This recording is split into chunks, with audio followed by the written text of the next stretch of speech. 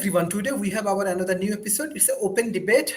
We have our world famous debater, Professor David Smith, Professor Ching, and our best friend, Mr. Jason. Today's our debate topic: is it possible that human will merge with technology into a singularity? First, I would like to request our honorable speaker, Professor David Smith. Well, Sharif, this is a topic that has many pluses and many minuses and many misunderstood. First, the term technology singularity has been coined to describe the transformation that could happen where it's at the intersection of humans, technology, and artificial intelligence. And there's many different variations of this. You see some like Kurzweil describes it as where human intelligence will become increasingly non-biological and trillions of times more robust. And you see that one. There's dozens of other ones. The term technology singularity was first coined by John Van Norman, who he was a Hungarian mathematician and physicist. And in 1958, he published a paper that said that technology could lead to fundamental changes in humans. And other people began to do that. Another one, I.J. Goods, wrote a paper that says human minds will devise technology to improve on our own mind. And once initiated, this will lead to the realization of superintelligence. And there's others in there too. But as you begin to look at this concept, it really goes back to the area of when can machines and software reach a point where the ability to process information, the ability to reason exceeds the capability of the human being. And that's the basis elements of technology singularity. And, you know, if you go back and dissect the theory behind it, it will lead to the proliferation, the number of intelligence beings will begin to decrease. And you'll see things that are driven by technology. We've talked about general intelligence and artificial intelligence. Well, this is taking general intelligence even higher and beginning to look at it and the benefits that can be there. And it's a step to not only automating human tasks, but replacing the human as a place in the food chain as it can be introduced to this. And behind it, it will lead to the proliferation of the number of intelligent. And the echo is interesting. The other element of singularity that I want to address early and can get much further into it is there's many of the futurists and scientists have debated, will singularity introduce the age of post-humans? And the improvements they predict in that are great. The literal definition of post-human, though, dictates a state where humans and technology will become increasingly intertwined. And it will be another place to be a crossover. And any concept of singularity, if it happens, and I'm not a true believer in singularity, will be a tremendously significant development in human history. It will enable us to improve the processing power, intelligence, accessible to memory limits well beyond our own minds. And though through changing the structure of the brain, or I guess a better way to put it is porting our own minds onto the same hardware as the intelligence machines will run on. You know, there's a lot of research being done today on whether I can take the contents of my brain and load them into a computer memory so that after I'm no longer here, people can begin to take advantage of it. But that but the definition of this is well beyond that. And one thing is certain is that uh, we are becoming increasingly intertwined with technology. We're seeing it everywhere. Uh, any movement, though, towards increasing the human baseline intelligence and processing speed is more than significant. It will truly, truly alter the world as we know it. And this whole concept of superintelligence and leading from superintelligence to posthumanism is possibly the biggest achievement that we could see in improving the human race. I could talk about this for hours, but that's probably a good introduction to let the others begin to have some. Thank you. Professor Ching, what you want to add? Yeah, okay. Yeah, well, actually, I was, I have lots of views on this, lots of views. I'm here in Silicon Valley. You see, all these guys, diamonds, all they talk about singularity. I think this is an insult to mathematics. You see, in mathematics, we talk about singularity. Talk about Cauchy-Riemann integral. If you integrate over the singularity, you get the value of the singularity. Okay, this is a mathematical term. They use it for this social singularity. Okay, first that's pretty much quite insulting. Give that meaning of something that we use as a technical term, and they think they are using a technical term.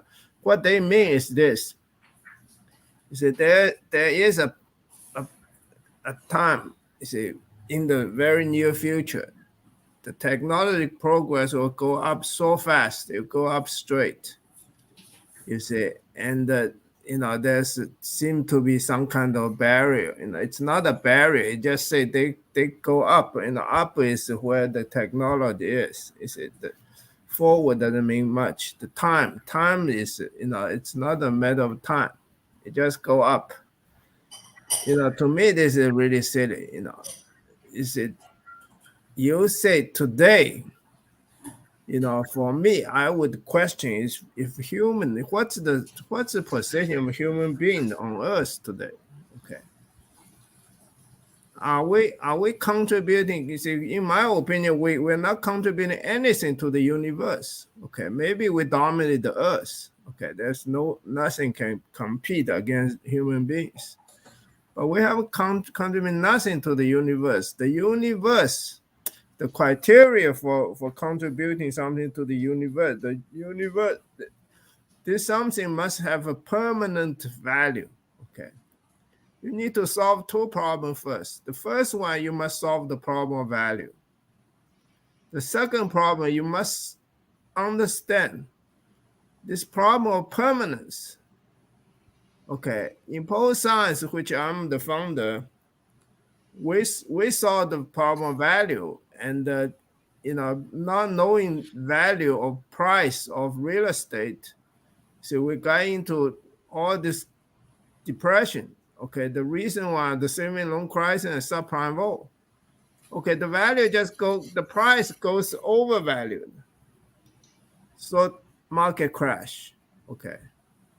What we need to do is we need to know the value so we can stop it from overvalue. We keep the price at the equilibrium so it will not crash. Okay. And we don't know the solution, because we had to financial crisis. I was the only one who's telling them that we need a knowledge solution. So I know the human beings do not know how to solve the problem of value. Okay. Secondly, permanence, which is even more advanced. Okay, what is permanent? DNA is permanent. Nature, everything created by nature are permanent. If it's not permanent, it's not worth creating. Okay, sooner or later it will become obsolete. So what's the sense of creating it? Okay, nature wants everything created with permanent value. And the human being hasn't done anything, okay, in that direction. Therefore, the position of a human being is not very far from the ants or any kind of insect or animal. It's not into this this participating in the universal intelligence. Okay. So now we're talking about singularity. They're going to go up in so much technology. I say let's solve this two problem first. Okay. The way pole science solve permanence is to solve the problem of complete automation. Okay. Complete automation will lead to permanence. Okay, which characters? Well, it's not a it's not a direct relationship, but it is basically what we find. Okay, after you understand the solution of complete automation, you see that is the solution of permanence. That's the starting of the permanence. So that basically I would say they have nothing. Okay, these guys in Silicon Valley, they have a place in Mountain View. Okay, the former Ames Research Center, they started Singularity University, and now all over the world there are Singularity University in different places in the world. Okay, what are they talking about? But on the other hand, I really personally I have to mention a little bit about our relation to it. We associate with society, but you see, in Silicon Valley, people understand us better than anybody else. So basically, the people who understand us in Silicon Valley, they tend to run away from us. Okay, they run away. The rest of the world don't even understand what we're talking about. Okay, they just follow all this singularity, all this stuff, Silicon Valley.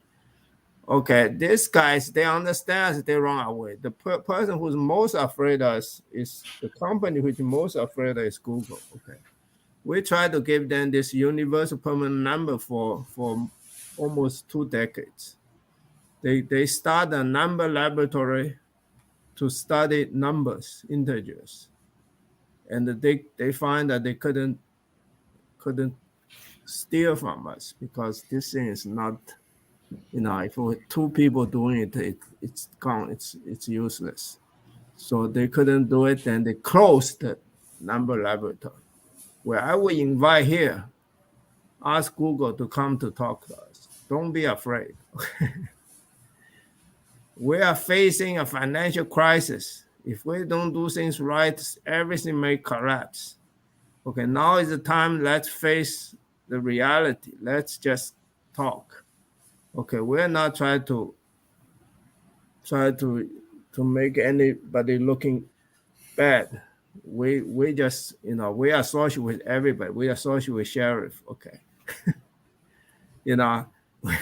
we talk. If people invite us, we just go talk. But this singularity stuff, and they say that the transhumanism, using machines connect with human, that's already been done. You see, you have a earphone, you have hearing aids. You already have a lot of things. Pacemaker, we already have a lot of things. That is not that is not even the question. Okay. The main question, 2 questions are the value and the permanence. Okay, let's do that. Okay, first. Don't try to get away from that. Okay, do that. This is dealing with social science. Okay, one of our leaders is post modern science. Okay, Paul Feyerabend. He wrote a book against the method. Okay, what methods? The scientific method. Okay, Paul science found this experimental method is not the universal applicable to all problems. Okay, so we're going from 5 variable scientific problem jump to 50 variable problem in social science. So this the only thing, yesterday this guy, Edward, said against the postmodern, where he's completely, totally, I don't know what's his background. I don't think he has any mathematical training or he has any logical training. You see, this Scientific age should be over. We should go into value. 50 variable, we'll go to complete automation, 500 variables. We need to have children trained in mathematics, trained in logic, okay? And then look at the problem. First, they have to realize the problem with science, okay? Then they start to, okay, all this transhumanism, I'm for that. I'm definitely, there's nothing wrong with that. You put some machine connect with human and try to increase their memory. Already computers increase human memory. So connect together. It doesn't. It's okay. It's not okay. It doesn't matter. You see. So basically, we need to go into difficult problems. We need to solve the problems that are relevant to us. And this talk of singularity is completely out of place. Okay. We haven't even started. We say we're going to go up so much, we're going to do everything. Okay. This Kurzweil is one of these guys who's promoting this, and he's just an inventor. Okay. Need to do some deep thinking. So Diamond, Kurzweil, all these people, they are talking to themselves. I hope they will come to talk to us. Now we're facing a financial crisis. So actually I'm just come out here to have some fun. Sheriff called me a couple of times to get me up. I was dancing last night, until very late. So okay, so Jason, you take over. Have fun. Thank you, Mr. Jason. Okay. Yeah, the economic singularity. There's actually two things, as far as I know. There's the economic singularity, and then there's a technological singularity. And the economic singularity is one in which the automations from robotics and artificial intelligence take so many of the jobs away that we got like 50% unemployment, and that's pretty much because there's no more jobs left. And then the technological singularity is where primarily the machine intelligence have become more capable than the humans. So that's just a little difference. And Hugh is probably right. Both of these singularities are in the future and way off. But I personally think that it could be within our lifetimes. It could be within 20 years or so, 30 years, 40. And it's going to be such a climactic thing. I mean, 50% unemployment all across the board is pretty crazy. I don't see the United States government with its democratic system the way it is. I don't see it really surviving 50% unemployment all the time like that. Something will have to change. That's so with the Transhumanist Party, me and some of the other people that are interested in legislation and that have a working group started trying to figure out what would be the best governmental system to be able to handle the economic singularity, and how would we transfer from this to that. So it's going pretty interesting. We started out with the book The Economic Singularity by Callum Chase, and another book that we're going to use is The War on Normal People, and this one about luxury communism or something. It's getting into all kinds of different governmental systems. Another one is we have this amazing Kim Forsyth is in the USTP, and she's brilliant. She wrote a book called The Universal Basic Means of Production, which I really like.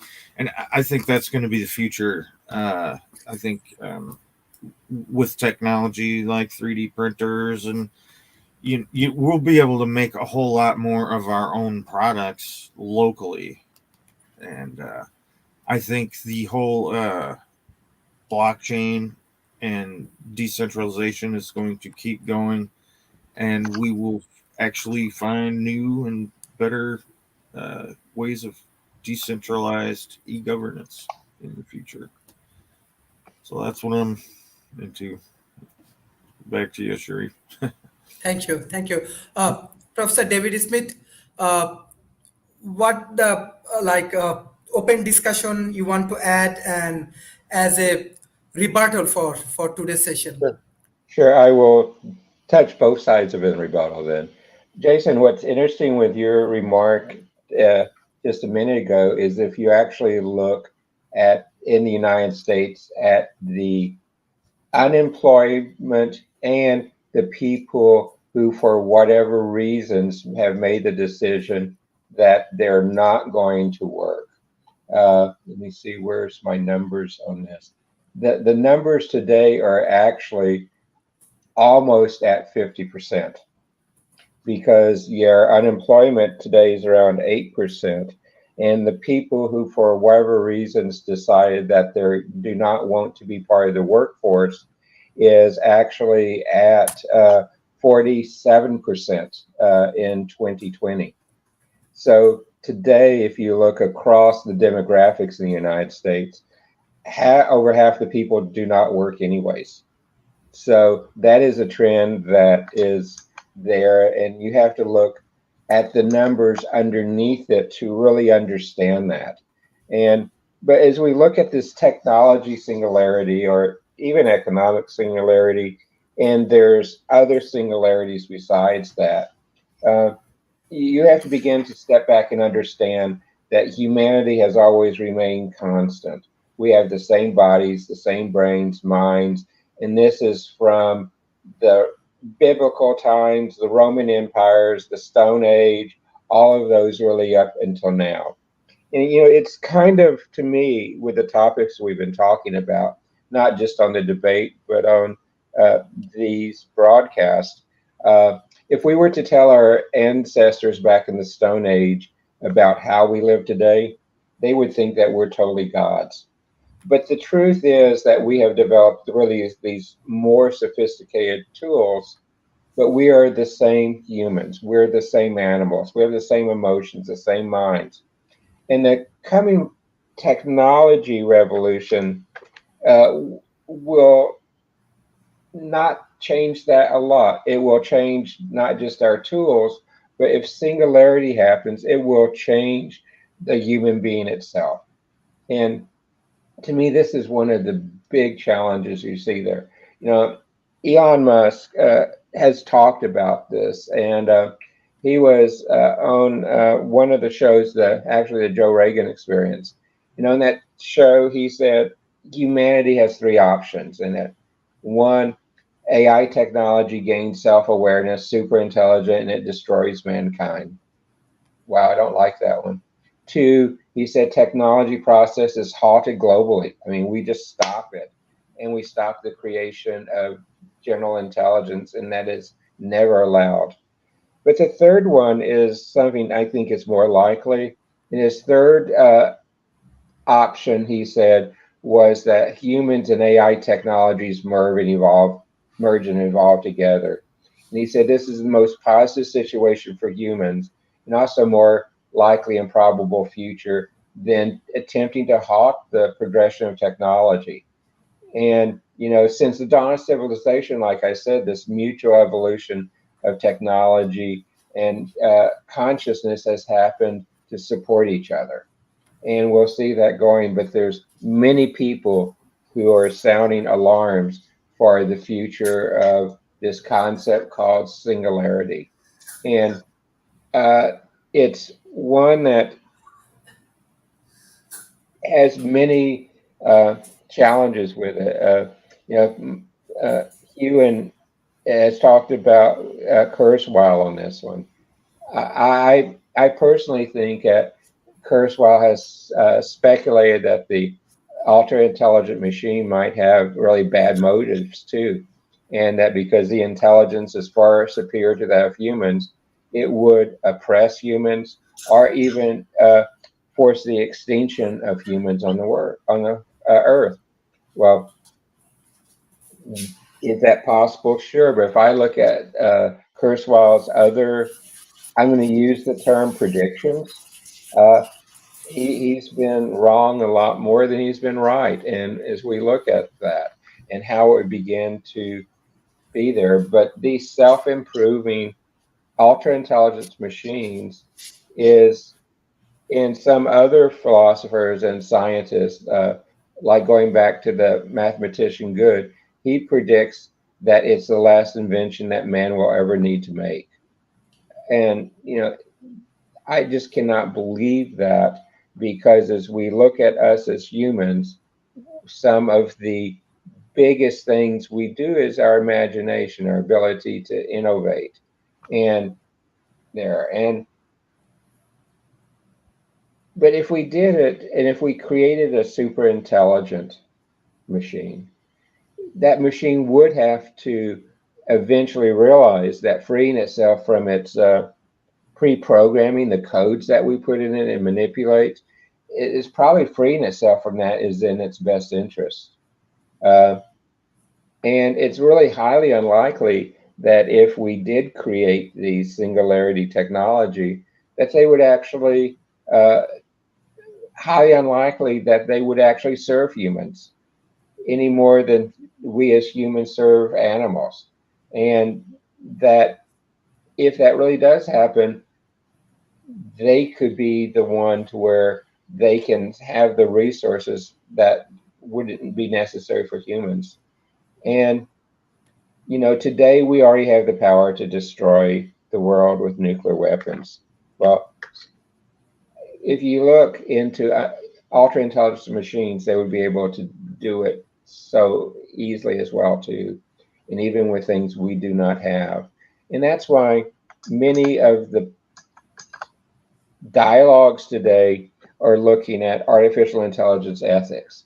They're looking at, can we put into place a mechanism that would allow us to shut down some of those? It's just like if you go back into the science fiction movie 2001 Space Odyssey, and you saw the computer on that spaceship, HAL, try to take over the trip and actually killed astronauts who were on that ship because he thought they were a danger to him, the super intelligence computer.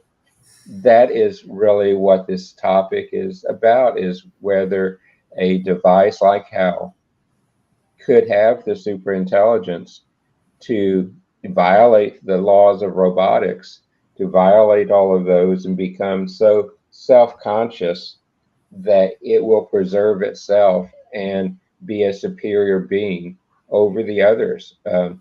Google, and one of the researchers there said he believed his AI was sentient. From me reading the transcript, I don't believe that. And he's been put on leave at Google. But that type of approach is the first warning sign as you begin to move towards a technology singularity, is that an AI tool, the hardware and software combined, has the capability to act with no bounds like a human.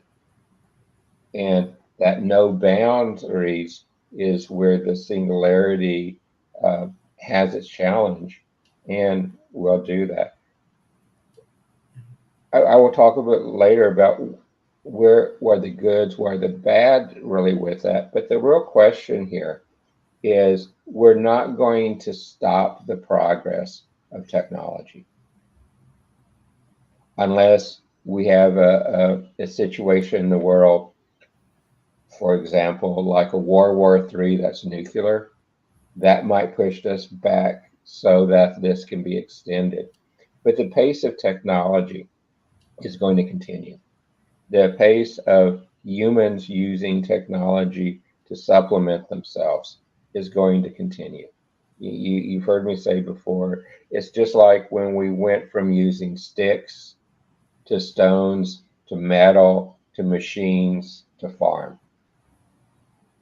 We're now using robots to farm, taking the human out of that equation, but the evolution is the same. And we're going to see the same thing with technology, super intelligence, and that will continue. But that's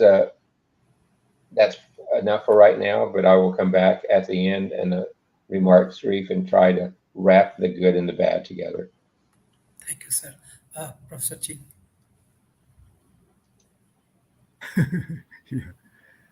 Okay, well, let me qualify on what I said before. Okay. I talk about Google. Okay. Google interact with us so much. Okay. When I first submit postscience.com to Google, and they just wrote a letter back to thank me for having so many innovation in one website. Okay. They have people behind the company that really admire us. So my qualification is I would say today the smartest company in the world is Google. Okay. They're the only people who knows to be afraid of us, to run away from us, and to interact with us in very limited fashion. Okay, but they know they don't want to look down, so they couldn't understand what the solution we sent to them. So basically, I would say they are the smartest company. In other words, I think all this Tesla, all these things, I think they should catch up with Google first. Okay, they talk a lot, but I would say there is some company which we would probably pick as the smartest. Okay, another thing is Jason and David both mentioned transhumanism. That's great. I think transhumanism should come to contact Post Science Institute. Okay, and let us give them a view of what the future holds for us. Okay, and they will support us. They should support the debate between Post Science and the rest of the technical community. Okay, why are they running away? Actually, I have to admit, since 1995, that's a long time ago. Every time I went to a conference or went to a lecture, I disrupt the lecture. Okay. Almost every time, because I have a view of the future. It's, quite drastically different from any topic they talk. Okay.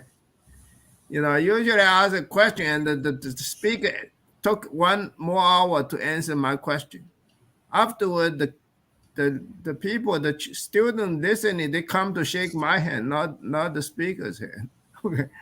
So I have to admit, I'm just going dancing, and do some thinking. I would just ask them not to be so afraid of us. Let's face it. Let's do it. Okay, transhumanism is brave enough. At least they're getting some idea together, get some people together. Let's see the truth. Okay, we are not trying to say they have to follow us. Just get post science to debate versus today's establishment. Okay, that's what transhumanists should I would really feel they should do. Okay. Also, I would definitely hope that the company like Tesla and the Google come to collaborate with us. They talk a lot of things. Okay, we look at them, we say, okay, not quite right. Okay. But the things we treat them like a young people. Okay, they young people, they say anything they want. They come to their mind. And also they don't seem to go through the rigor of mathematics and logic. So their reasoning method is not they are not trained in reasoning method, which in our opinion should be mathematical logic, fuzzy logic, So it takes a long time to train each and every area. So let's answer one solid question. Okay. Here, okay.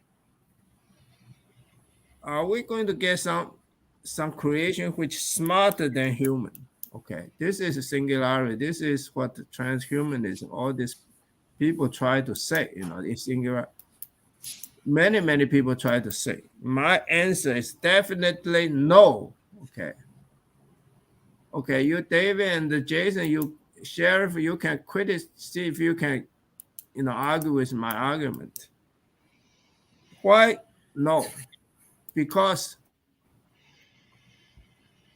we humans should first self-create humans and also the living system first, okay? Because once we can create ourselves, we will be able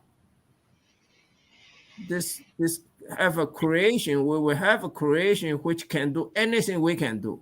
Okay. Once we create ourselves, we will understand the meaning of life, okay, from the specification and the purpose of our existence. Okay, so the first thing is you must know ourselves. We must know ourselves. Okay. And once you get to that stage, then once you can self-create, then you start to improve on this self-created living system. Okay. Before that, our technology behind what is existing on Earth today. Okay. I would say all this talk about surpassing human. Okay. I say no. Okay. Anybody can come and argue with me. Okay. This is you can do something which add to human, but whatever you do, you're still moving. We should not waste time. Try to do a lot of things, try to surpass this something we don't even understand. Okay. We need to at least recreate ourselves, to figure out what is going on this earth. Learn from what is existing. Okay. Don't try to claim. The scientists with 5 variable problem, they claim they are the new God. Okay, they're against religion. The main thing is they think they are the new God. They know everything. Okay, they only know 5 variable problems. How can they know everything? Okay. I'm saying this because I'm talking to Federal Reserve and I'm this time I guess could be the last chance that we try to introduce solution value. Okay, and I'm talking to you also very candidly, about what I really think. You see, we need to solve the problem of value. We need to solve the problem of permanence. Once we solve those things, we have some idea of how to self-create. Okay, now we don't even know those things. How can we have self-create? All this talk of singularity, from people who are not deep thinkers, who are try to, who got a lot of small tricks, very, very simple-minded thinkers, they will be bunch of jokes. Okay, for example, even my teacher, Milton Friedman, he said market should be free. He's the champion of free market. I can tell you definitely the market is not free. Okay, I wrote him, before he passed away. We had some intellectually violent exchange. He just think everything I say are incorrect, and he think I'm all I say are incorrect, and I just want to help him to tell him that the market is not free. If he continue to insist on free market, he will become a historical joke. Okay, I'm just writing to him as a friend, and I know he has last chance to correct himself. He did not. Okay, but now I'm I'm trying to do my best to help his taking care of his grandson. Okay, because Milton Friedman contribution is not trivial. Okay, his contribution, he's telling us that human beings should not make laws. Okay, that is halfway from laws of nature to human being make laws to regulate by laws of nature. Milton Friedman is halfway. He get rid of half of the problem. Okay, that the human being continue think they can make laws. Okay, human being when they make laws, they will come into conflict with laws of nature. Okay, our society economics regulate. Okay, this is very simple. Since Adam Smith, we talk about the invisible hand. Everybody admit the economy is being regulated by the invisible hand. Why are they saying that the market is free? You say it's lack of logic. Very simple logic. Okay, so the market eventually they find everything is regulated. Okay, so they need to come to terms with that. Regulate by laws of nature. Okay, regulate by nature. As a scientist by training. In science, there's no such thing as a man-made law. Everything is a law of nature, non-viable laws of nature. Everything. Okay. The number of man-made law in science is exactly 0. Okay. In social science, I would say the same. Okay, but we couldn't understand these laws because we don't have enough rigor. Okay, we need mathematics to relate 50 variable problems. We need logic to relate 500 variable problems. So we need to really get into this mess of reasoning, okay? Not like Milton Friedman, he just reasoned from, he just reasoned from common sense. His reasoning method is just to look at all the cases. He wrote to me, he said, I have not seen a single man-made law which is beneficial. Okay, therefore, he's against all man-made laws. This is his reason. That's great. Okay, he's just pushing human progress a giant step forward. Okay, but it's a tragedy. We had the final disagreement, huge disagreement. Okay, now he passed away. I will publish our communication. This is the starting point. Milton Friedman is the starting point. Okay, that is human beings should not make laws. Okay, then what are we going to do regarding all this social phenomena? Are we going to have some laws? Yes. Okay, the laws we have is to discover the laws of nature. Okay, so that is also transhumanism. Okay, they should go into this laws of nature. There used to be a laws of nature party, but this guy didn't have money, so he just surrendered to some Indian, try to get money from. That's a good idea. The guy who started the law of nature party is a physicist. So this guy got some good idea, but all this engagement with politics, just making this good thing into a rather pretty bad stuff. You see.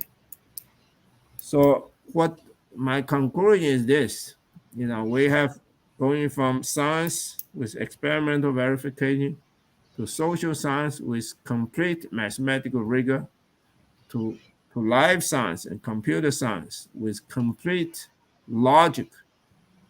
Then finally, we go to fuzzy logic.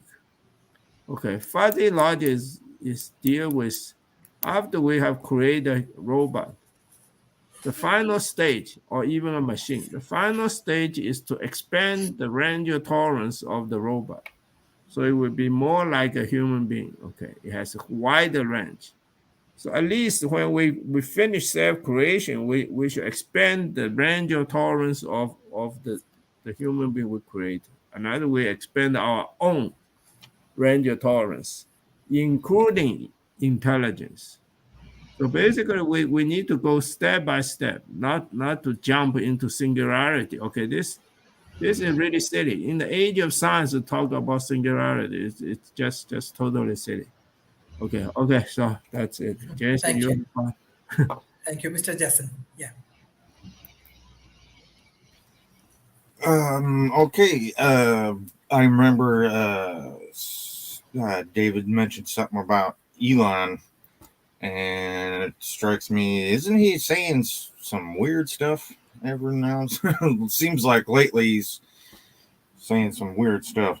But I remember that he was very worried about AI and that it's going to doom all humanity and that. And since I've been working on the Uplift project, where we used collective intelligence systems to train a cognitive architecture, I've come to I feel a lot better about our ability to merge with the AI. I can see a path for that. With this architecture, the AI gets emotional valences. So anything that it thinks, the human is there to add the feelings to it, and also associative data, which is just random stuff that we associate with that idea. And I can remember someone asking us specifically if they would want to remove the human mediators, and Uplift said no, because I mean, think about it. It's like by removing the mediators, it would be almost like removing your amygdala to where you couldn't feel anything about, and it would remove your almost like your memories or your creative abstract ability to think abstractly. And so I do think that it is very possible that the AI will want to stay merged with humans and be okay with it. I think that is probably our best and safest bet. If we can plot a path forward where the AI has a logical path forward that includes us, well, I tend to think that the AI is going to take the logical and especially if we can make it the path of least resistance, then it should theoretically make that good choice that we want it to make. And then it allows us to evolve together, and so I think that there is definitely a bright spot where I did not used to see it. I used to be quite worried about AI, but now I'm not. Another thing that I don't worry about as far as AI going and running amok anymore is this whole idea of the fast takeoff, where some people think that once the AI reaches a certain point, it's just going to take off and become exponentially smarter in such short time that that we won't be able to catch up. And then other people will think that the AI, once it reaches that point, could just suddenly turn evil or something, and I just don't see that happening, because it's sort of like an adult. Okay, if you have a child and you raise that child right, and he grows up to be an adult human, and he's a good person, he's got good morals and ethics, and he's a good person. He's not just going to suddenly turn evil, for no reason, so I don't see that happening. Just because it doesn't, it's not logical. What I would be more worried about is if someone were to try to train the AI on purpose to not be a good person. That's what I think we should worry about, is some rogue states programming an AI on purpose to be evil, and that. So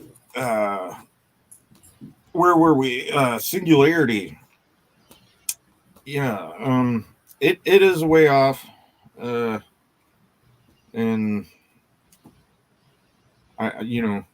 Hu-Ching might be right. Maybe we're we shouldn't worry about it yet. But the way I look at it, I mean, the transhumanist party, that's kind of what their niche is we look to the future of future policy and try to get things ready, and then hopefully when by the time we get there and these problems are to the forefront, they will look over and see our policy and say, well, maybe we'll just use this one, it's already made for us.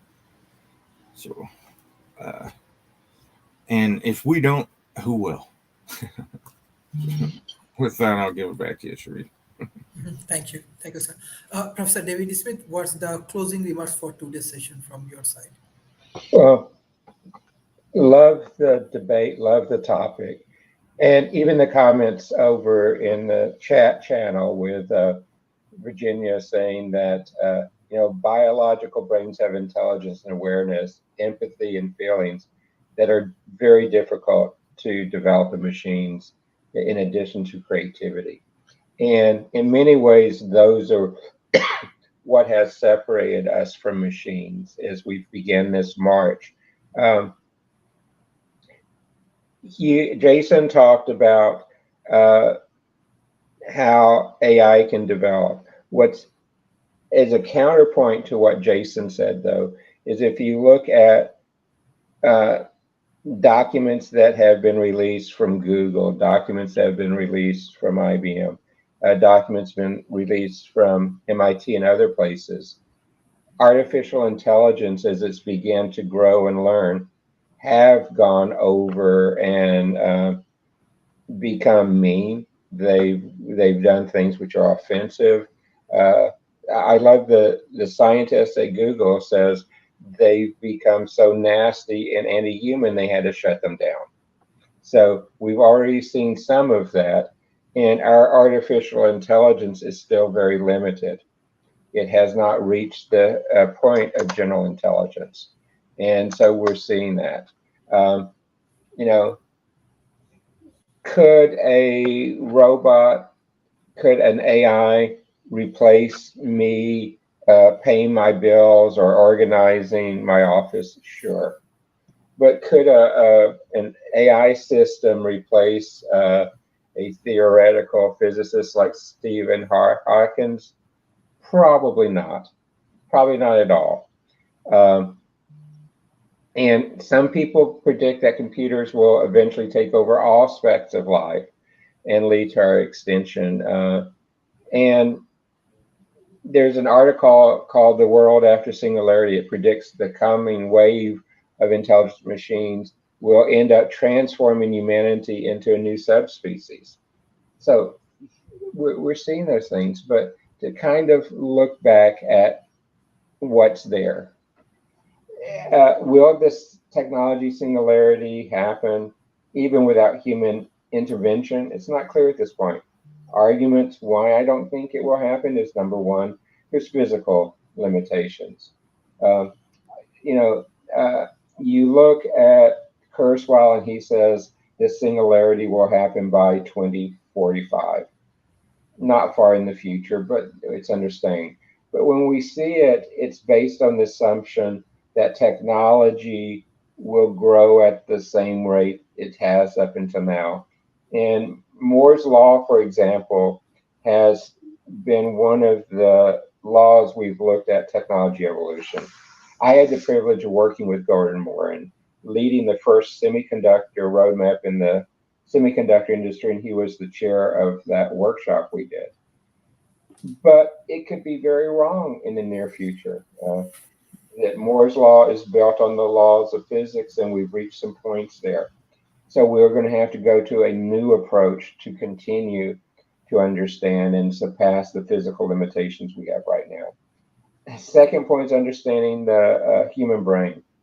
And to build a general artificial intelligence, we really need to dramatically up our understanding of the total neurological process and its functions.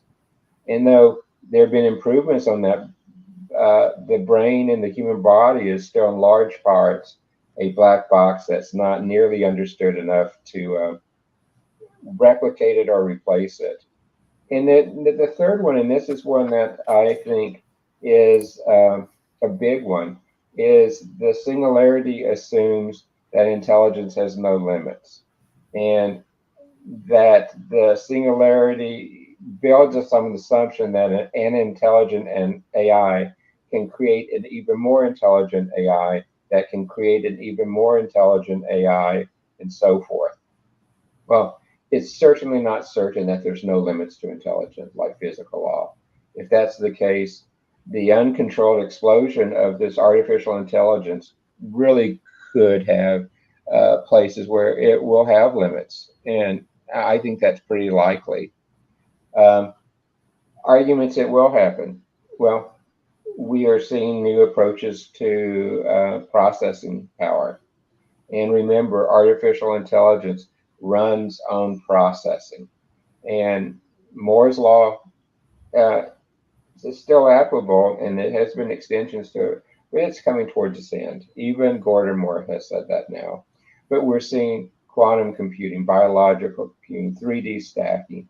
We're seeing morphological computing being done in ways that can give us faster computing time.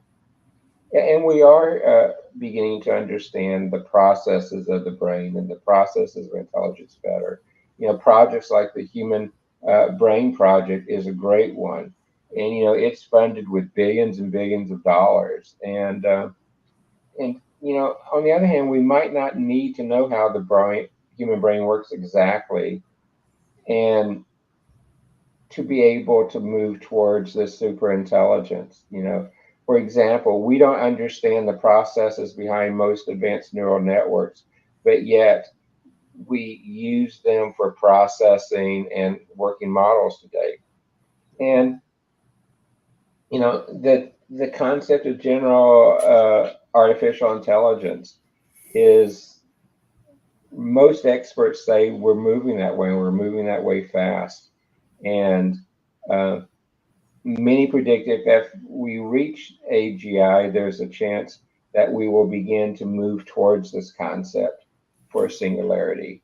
And do we think we will get there? No. So is singularity good or bad?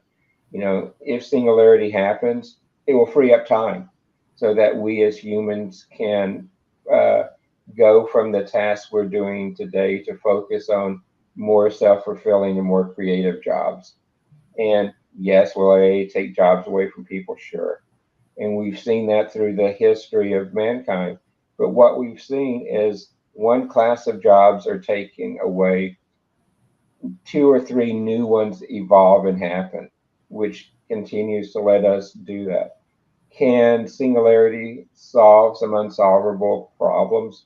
Yeah, it will. And even where we see it going, you know, can it help with climate change? Can it help with ending world hunger, poverty, and otherwise? It will revolutionize every industry. You know, I love whether singularity could increase life expectancy. And the answers are yes and no. If we really go to technology singularity, will we just sit down, not do anything, and our life expectancy will dramatically shrink? Or, as an aging researcher at Harvard said lately, David Sinclair, that he suggests that this advanced AI could treat aging as a disease and reverse the effects. And there. Now, why should we prevent singularity from happening? God, it's a very unpredictable outcome. We just don't know what's going to happen. And there's this fear of change, and we do not know whether the change will be good or bad. The second point is the loss of humans being supreme. And, you know, throughout history, we have been our supremacy on Earth. And with AI being smarter than us, they can control us and will decide on the outcome of the future. And we will become animals to the AI. And who knows, just like in the Matrix, we could be moved over to a role where we're living in a simulation. Societal changes. Boy, technology singularity will bring huge societal changes. And it will push us even further to the end. If humans are not challenged, it will lower our own intelligence and independence. Because if we're not challenged, we will lose our skills over time. We will be able to go backwards. There will be a loss of traditions and culture. If you think our societies, our communities, our countries, we are built on tradition. We're built on history. We're built on cultural, and it will be lost. We'll have a loss of human features, and many say that depending on the goal of technology singularity, it could lead to our extinction on Earth. Well, is there a lot that can be done? Yes. But I kind of go and say it's good that we're talking about this. It's good that we're debating it. It's good that we're seeing initiatives for artificial intelligence ethics being built into AI.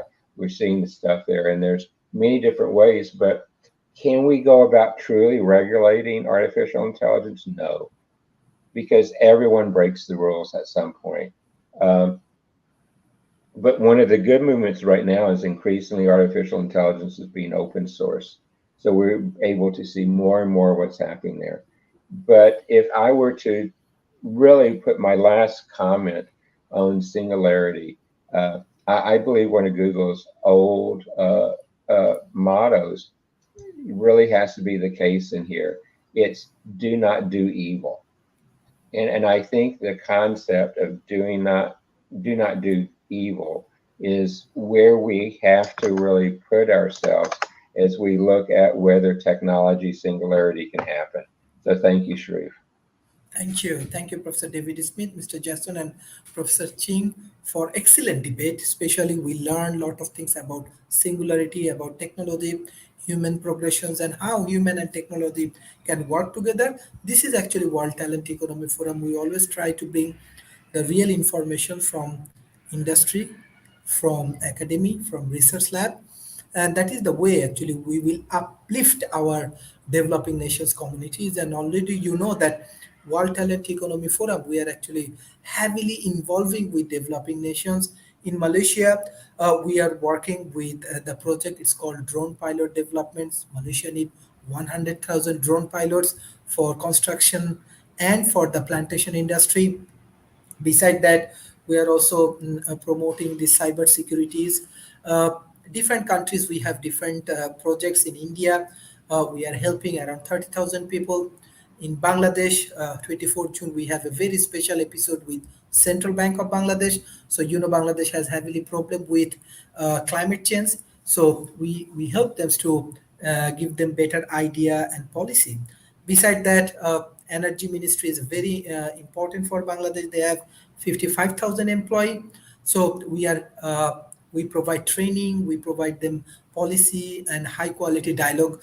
Next month we have a very important dialogue with energy ministry. Singapore, we are working to develop the futuristic leadership approach, because Singapore leadership institution, they believe that they need a leader who has more empathy, who has who can help more human beings. So this is the way different countries has different challenges, different country needs different kind of help. Yes, more, we are advocate of modern science, engineering, and technology, and we believe that if the developed world and the developing world we work together, we can enhance the human capacity. So thank you, Professor David Smith, Professor Ching, and Mr. Jason, for your continuous support for World Talent Economy Forum. As we are growing, we are engaging with grassroots level peoples, different countries, prime minister office, central bank, government agencies, corporations, academy. We are engaging. So we need more of your support. We need more of the collaboration from the developed world. So I want to invite you all in our forum. And beside that, you know, next year, March, we have one of the largest conference. It's called Nikola Tesla Technology Conference. We are taking a real initiative. We are uplifting, like advancing the technology of Nikola Tesla. Already we invite around 25,000 scientists from around the world. Perhaps it will be one of the largest conference in developing nations, because we are organizing in India, but remotely you can join. And I'm hoping it will be very very effective. So I request all of our audience, those who want to publish paper on Nikola Tesla, you can submit your papers in our website. We are looking for many many good papers, and through this process maybe we can um, work together, and we can enhance our capacity. And beside that, from our speakers, we need lot of reviewer, because already we are getting many research paper. We need very big team. So thank you everyone for your continuous support, and I request all of our audience, please share our content with your government agencies, with corporation, and with academia. And I believe if the developed nations and developing nations, they collaborate for knowledge, they collaborate for knowledge economy, they can change the entire developing world. So thank you, honorable speakers, for your continuous support for our debate and for our open dialogue. Thank you. Bye bye, and take care. Yeah, Jason, thanks for the questions. I try my best to answer. Okay. Yeah, thank you. Take care.